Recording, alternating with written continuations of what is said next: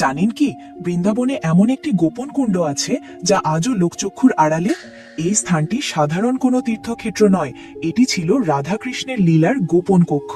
আর এই স্থানের পাহারাদার কোনো মানুষ ছিল না, ছিল হাজার হাজার তোতা পাখি।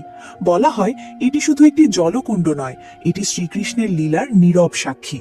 এখানেই একসময় 60,000 বছর ধরে কঠোর তপস্যা করেছিলেন বৃন্দা দেবী, শুধুমাত্র রাধা গোবিন্দের সেবা পাওয়ার জন্য, যিনি পরে তুলসী রূপে জন্মগ্রহণ করেন। তার এই কঠোর তপস্যায় মুগ্ধ হয়েই শ্রীকৃষ্ণ তাকে বৃন্দাবনের সমস্ত আয়োজনের দায়িত্ব দেন। তিনি ছিলেন শ্রীকৃষ্ণের ডান হাতের মতো, আর রাধারানীর অন্তরঙ্গ সখীদের পথপ্রদর্শক। কথিত আছে বৃন্দা দেবী শুধু ভক্ত নন, তিনি ছিলেন লীলার পরিচালক।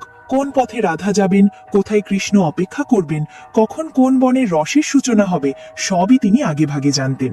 কারণ বৃন্দাকুণ্ডের শান্ত জলে স্নান করে ধ্যানে বসলে তার অন্তর্দৃষ্টি জেগে উঠত। সেই ধ্যানেই তিনি বুঝে নিতেন আজ কোথায় লীলা ঘটবে। আরও এক আশ্চর্য কাহিনী শোনা যায়, বৃন্দা দেবীর ছিল এক হলুদ তোতা পাখি, নাম দক্ষ। সেই তোতার নেতৃত্বে আরো অনেক তোতা পাখি বৃন্দাবনের আকাশে পাহারা দিত। তাদের কাজ ছিল একটাই, রাধা কৃষ্ণের লীলায় যেন কোনো অসুর, কৌতূহলী বা অশুভ শক্তি বিঘ্ন ঘটাতে না পারে। কোথাও বিপদের আভাস পেলেই তোতারা সতর্ক সংকেত দিত।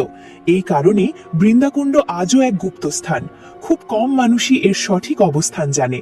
ভক্তরা বলেন এখানে গেলে অকারণ ভিড় হয় না, যেন স্থানটি নিজেই বেছে নেয় কে আসবে আর কে ফিরবে। নিঃশব্দে বসে থাকলে আজও নাকি শোনা যায় পাতার ফাঁকে ফাঁকে তোতাদের ডানা ঝাপটার শব্দ, আর কুণ্ডের জলে ভেসে আসে লীলার মৃদু প্রতিধ্বনি।